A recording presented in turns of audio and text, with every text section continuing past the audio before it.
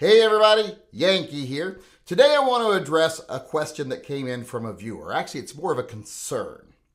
This viewer asked me, do I think there's a real problem these days, what with everyone deciding they want to carry these super high capacity, ready for battle guns, often in high calibers like 10 millimeter?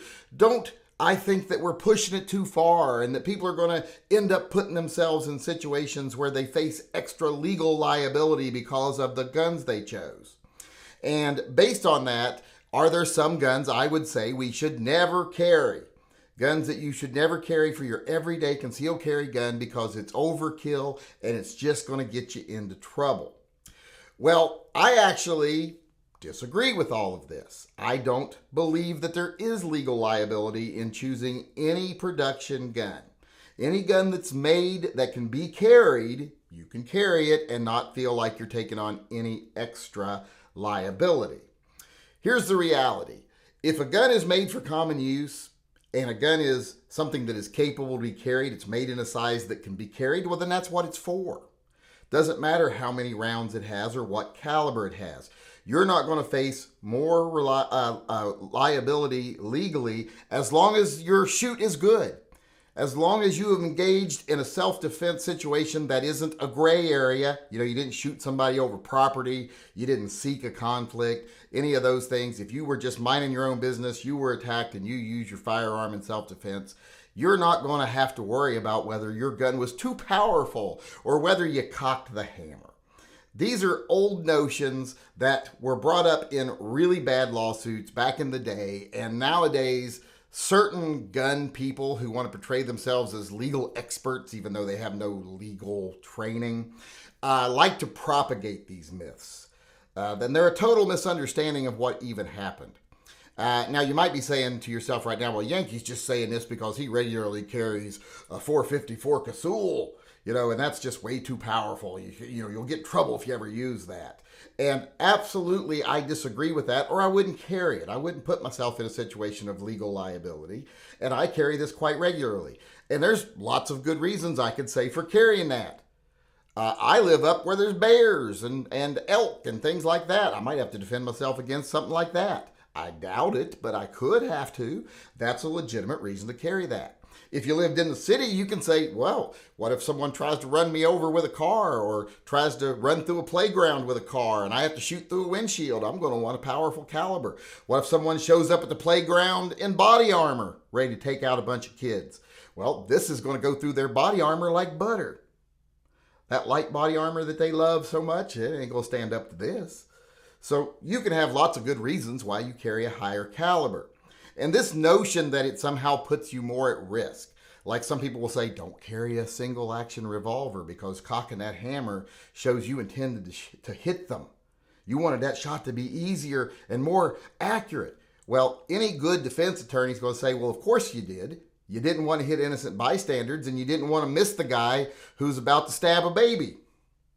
So those are kind of overblown urban myths, and they're based on cases that people don't understand. Like with the 10 millimeter thing and with the, you're carrying too big of a caliber. There was a man whose last name was Fish who got convicted of killing someone, and one of the basis of the arguments was that he used a 10 millimeter pistol. And people are like, oh my God, they're getting him because of the caliber he used. Well, they actually failed in that. And not only did they fail in it on appeal, it set a precedent that you can't use things like that as a factor when you're considering whether a shoot was good or not. You have to base it on the interaction of the two people that use the tool, not on the tool itself. So that's already established law in itself. But here's the thing that people don't understand about this, and I've seen gun tubers and legal gun experts on the internet talking about it. They don't understand how that was used in conjunction with other factors. The reason they actually brought up the 10 millimeter is because this gentleman, Fish, he had repeated interactions and conflicts with the gentleman he ended up shooting.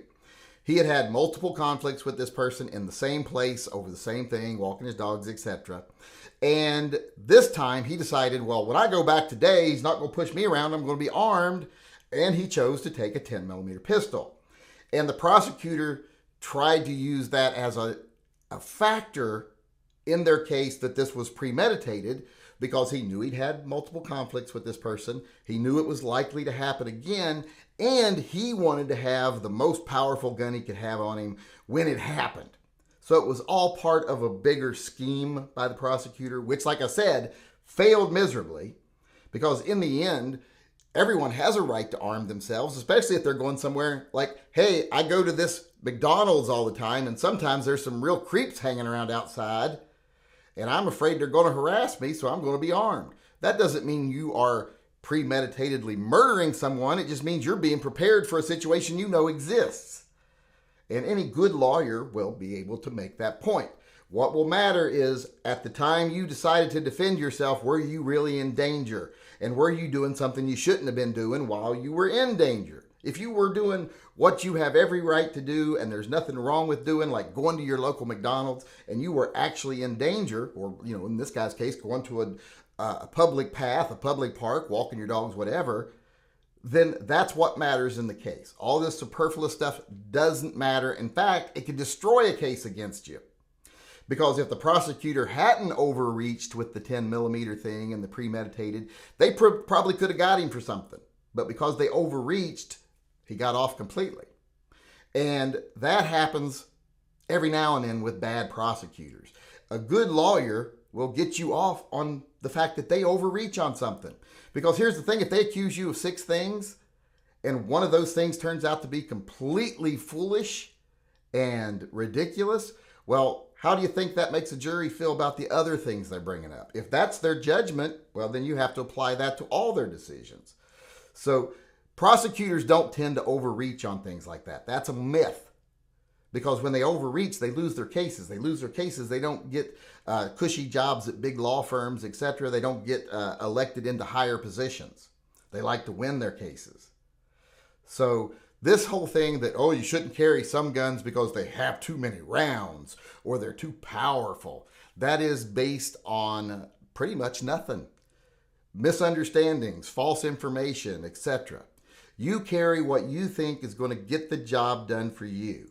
If you are attacked, you have every right to be prepared to be successful in defending yourself. And if that means more rounds or more caliber or higher caliber, whatever, that's your right. And any prosecutor that tried to overreach would be slapped down pretty quickly by a good attorney.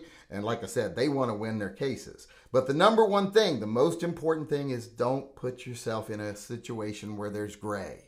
Because when there's gray, that's when prosecutors get bold. Don't shoot if you don't have to shoot. Don't shoot over property. Things like that. Just because someone's stealing a package off your porch, don't shoot them because of that. That's a package. You can get it back. And you don't know. There could be some mitigating circumstances, like the Uber driver that thought he was picking up somebody's package for them. And then you end up being the monster. So until you're sure you're in danger and you're protecting your own life or the life of someone you love or someone you know or even a stranger, and you're sure you're protecting them, and with strangers it's even more difficult to know because you don't know what's going on. This could be some kinky rape fantasy or something you stumble across in the park, which actually happened. So be very sure of your situation. Don't shoot over things like property, and don't give me that, well, what if my life depends on that? What if my business depends on that? Oh, it could hurt my... Buck the fuck up. Find a way to get something else, get a new one. Start a GoFundMe, whatever. Don't put yourself in prison for the rest of your life over property. Even if you've got stand your ground laws, people go to jail all the time thinking, well, I've got stand your ground, I can shoot whatever I want. That's not the case. In most situations, that's not the case. If you don't feel endangered and a jury decides you didn't have any reason to feel endangered, you can end up in jail. So be very careful. But like I said, avoid gray areas. Only shoot if you have to. Only defend yourself when you absolutely have to. Don't put yourself in dangerous situations that you don't need to be in just to prove something. And you'll be fine no matter what gun you decide to carry.